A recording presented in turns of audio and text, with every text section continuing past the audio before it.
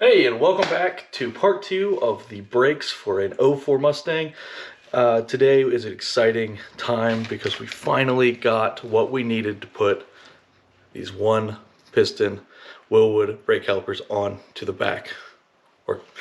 It was a waiting game. We had ones. I think if you watch our first video where we do the front brakes, we couldn't do the back brakes. This changes today. Bam! We got the brake lines. So, without further ado, I'm Josh, and welcome back to Gears Them Beers.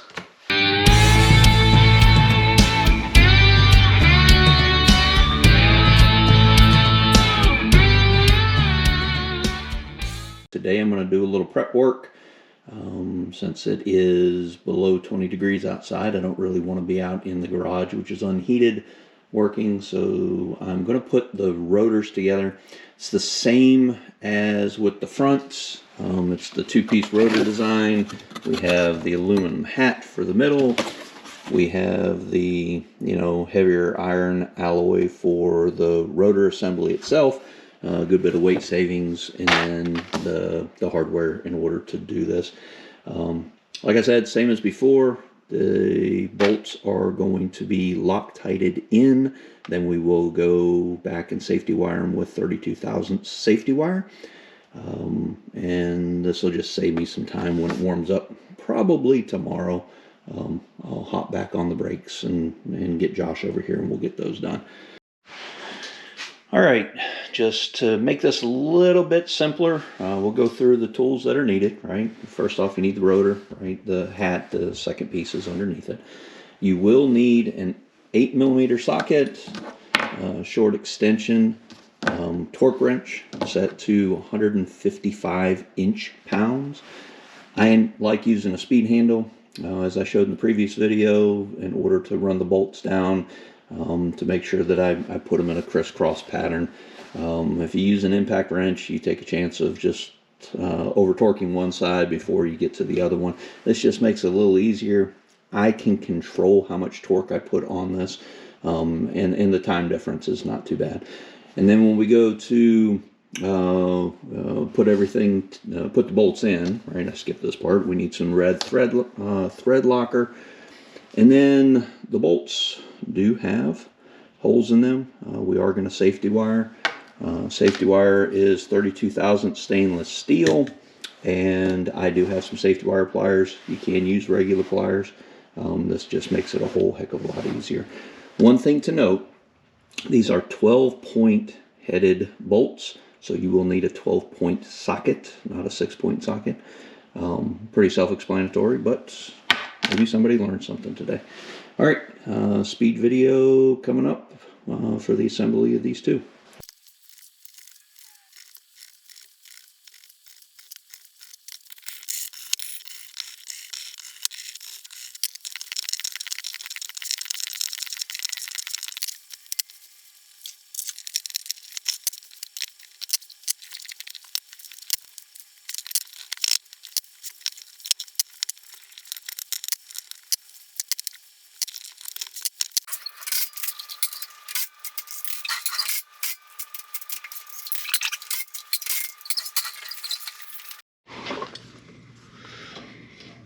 Oh no.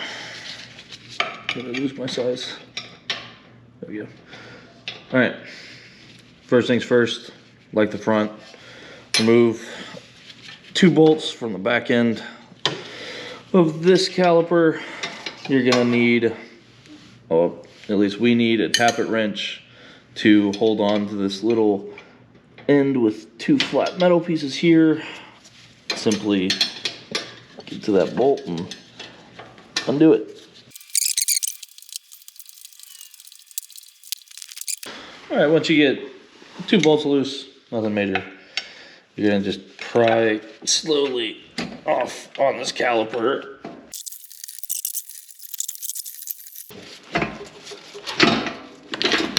Woo! Voila. Alright, just a quick look at what we are looking at here once this assembly is off. There are 2, count them, 2. You can't see. Let's see if I get it. Flashlight. So one right there on my flashlight, right there, and then one down below. Ours are size 15. Camera's not agreeing with me. Camera's being a jerk.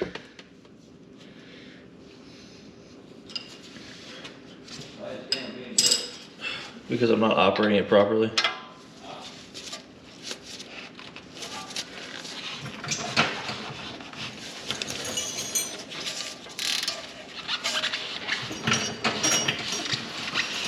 Googly buggly.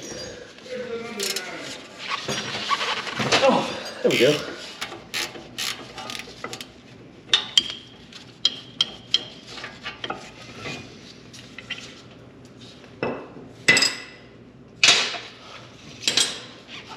Oh, found part of my brake pad. That's fun.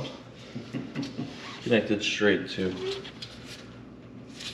don't know where that came from. All right. And last thing, we're out.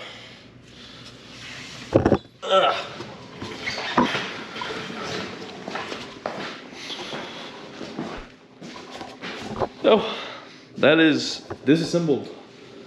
Besides disconnecting the actual brake line, that's down. Brake line and the emergency braking cable. And the emergency brake cable. So that man, this thing's heavy. Need to lose some weight.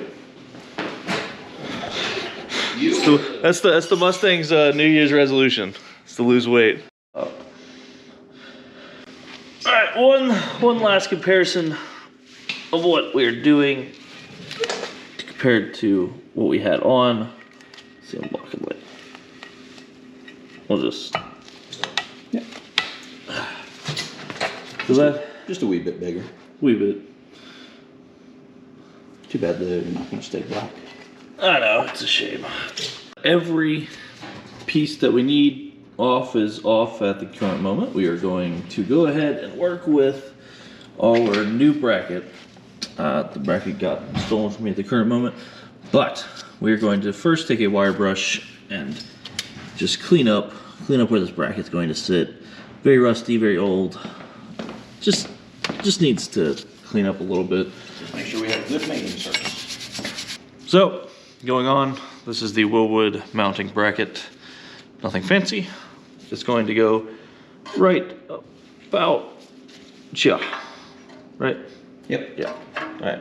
It's gonna go like that. Then you're simply going to have bolt going through it. Little locker sleeve that kind of goes into the hole and holds it secure, along with one washer and or shim, whatever you want to call it, on the back side down here. And then once we get it through, we're gonna put, this is where spacing comes into play. We need to make sure that's lined up. So we're either gonna do one or two shims on this back side. It really depends on how far you need it spaced, how far you need that rotor spaced perfectly in between there. So depending on how much space you need, just don't Loctite everything down yet. Put everything on, line it up, make sure it's lined up, and then come back and Loctite it, because you don't want to Loctite something and then realize that you're, one shim off on straightness on each side.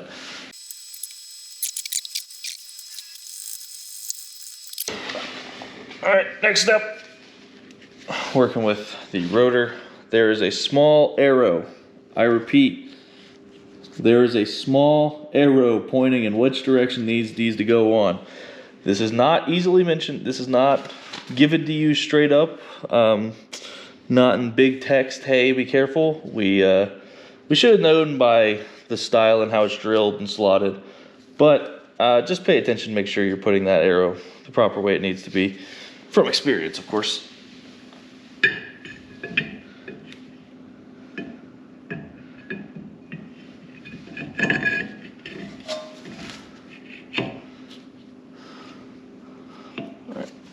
All right, back under the car. There's no real easy way to do this from up top and be able to show you what we are doing. in order to get the old caliper off, obviously there's a brake line that has to come off. That's pretty simple. We'll show you that from up top. But rear calipers have the emergency brake cable that is also attached. So when you yank on your e-brake, this just simply collapses or pulls this to the forward part of the car, which in turn applies pressure and locks up your rear brakes. So the way that you get this cable out is simple. It's just a slip fit, but in order to get enough give in the cable, you can squeeze this and figure out a good way to work the cable loose. Sometimes just easier to take a pair of channel locks and check your dexterity, see if you can make this work. Once you get it loose, it will basically pop up and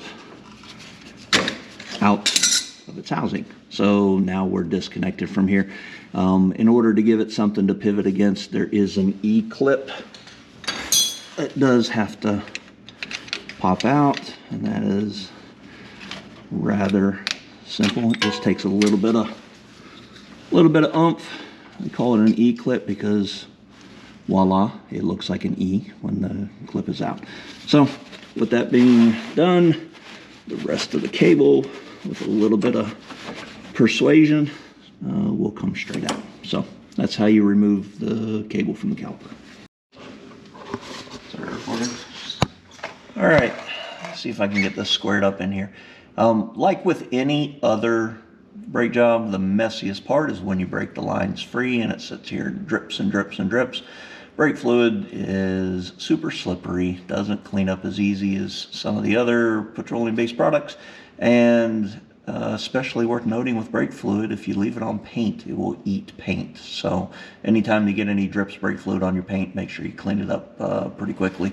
So right here, let's see if I can get my big finger out of the way, is where I need to break the or separate the brake line in order to put the Wilwood branded brake lines on that have the correct banjo fitting that goes to the back of the caliper. So I did put some WD-40 on it in order to make it a little easier, because if that nut, right, which spins on the brake line, if this nut is frozen to the brake line and you attempt to to remove this, you attempt to turn it, it can and will twist the metal brake line and then create a weak spot if it doesn't break all the way through, or snap it off. So make sure you put a little bit of penetrating oil on it first, so it doesn't do that, so you don't have to then turn around and try to rebend and replace your steel brake lines. So this is sprayed down. I've already broke it loose to make sure I didn't have any problems before I started filming. So we'll continue to separate this.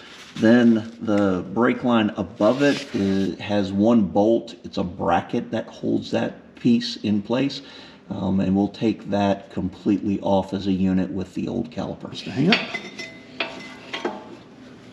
And there you have a stock Mustang single piston rear brake assembly.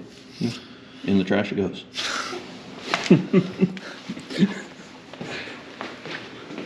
Woo! Alright, we couldn't really figure out how to film that. The bracket that came off, this new bracket is pretty much the exact same. There's a little metal tab that you have to stick in a hole, and then that lines you up to this bolt, and it just bolts right up to that hole. Everything works, the same bolt works. Just screw it in and drill it in, and then reconnect the. We haven't done it yet, but recording this is a pain. I can show you the bottom if you want me to. Yeah, so we just got to reconnect that brake line to here now that this bracket is mounted, and it's pretty much done changing that line. All right, before we put the caliper onto the new bracket that we installed, and then over top of the rotor, we have to install the brake pad in the back. The way that they tell you to do it is to install from the bottom and then just kind of force the brake pad into place, and it holds itself without any problem. I don't know how they expect the top one to fit in there. It says install brake pads. This one doesn't. Aha, I know what they're talking about now. So you want to, these little tangs have to get up under here. So I'm going to try it this way. Slide it down, snap her into place. We have 2 brake pads installed. This way, when we slide the caliper over the 2 new studs on the bracket that was supplied, we have to check and make sure that we have shimmed that bracket correctly, and is that rotor too far in, too far out. So I'm going to talk about it right here, because showing you what we're doing is not working very well right now. The studs on the bracket, we need to put shims on them to lift the caliper slightly off of the rotor. So that bracket piece with 2 studs where the caliper is sitting on top of, we are going to shim. Were you just putting one on there? One on top, one on Yep, one on top, one on bottom, just to give us that spacing that we need to get it off, just ever so slightly. So that's what he's doing now, and I figured just explaining it to you would be slightly easier, because the space we are given is not a whole lot, and getting the camera back there to show you is not working very well. And that's it. And it's just a simple matter of, you've got the radius, the curvature of the rotor, you've got the curvature of the brake pad, and all I'm doing is paying attention that when everything is tight, that those 2 radiuses are equal. And it's pretty obvious as you look through it. It's just a tiny little window. I don't know if we're going to see that, but just making sure that it's there. Before I put the shims in, the brake pad was sitting too low. And that just means that I wouldn't be, having any wear on the top. It would be, possibly rubbing against the hat. So all I did was I shimmed it so both of them were equal. And it's obvious as you stare through that little hole. 1 shim is all it took. All right. Didn't record it, but if you see right here, we added lock nuts at 30 foot-pounds of torque. Just be very careful not to over torque them. Wilwood was very specific about that. Just there's one obviously right here and one on the bottom. Now we're gonna move on to hooking up the emergency brake and the normal brake line. Just around back should just be simple screw in, but I've said that before. So all right, one thing I just want to kind of supersede on this. For those nuts that Josh just torqued down, the ones to 30 foot-pounds on the studs coming off of the new bracket that we installed, the Wilwood instructions, the printed instructions, tell you to lubricate with a light coat of oil. But the package that you get with the bracket does have a warning that has been superseded. You are not to put oil on those studs. Those nuts go on dry, and they are torqued dry. So just make sure that you follow the superseded instructions and do not put oil on those studs. all right. So as of right now, one side is done completely, except for we're going to have to read up on the emergency brake connection on the back side. It looks like you can clock it and turn it to where you need it. However, we want to read up and make sure that's correct before we just start moving things around. So that's the only thing that needs to be done on this side. We'll get the other side wrapped up. I don't need to record. It's going to be the same exact process. So overall, they went together pretty smoothly. The one comment I can say about doing these is I would make sure that you have the correct shim spacing with your shims and your washers, just so it's lined up properly. We did have to take it apart 1 or 2 more times because that shimming wasn't necessarily correct, or we thought it wasn't correct. So we tried a few more combinations. I know in the previous clips we mentioned that we only used 1 shim on the backside in between the bracket and the actual mounting point for the bracket. However, I think we actually use 2 or 3 now. It's all going to depend. Once you get that mounted to the car, just double check before you start Loctiting or putting anything in a permanent position, because it might be slightly off. Something might be needing, you know, a very minor spacing. So just double check that. But besides that, it went together pretty good. No real hookups, no real issues.